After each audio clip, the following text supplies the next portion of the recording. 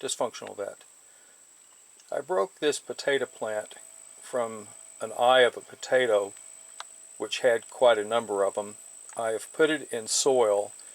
I did this approximately 3 days ago, and I have kept it moist and in the greenhouse.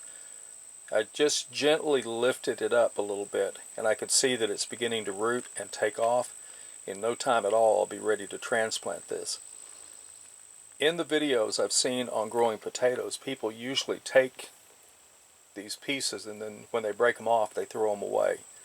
But they will grow, and this is a way to get more potato plants from each eye than you would normally get.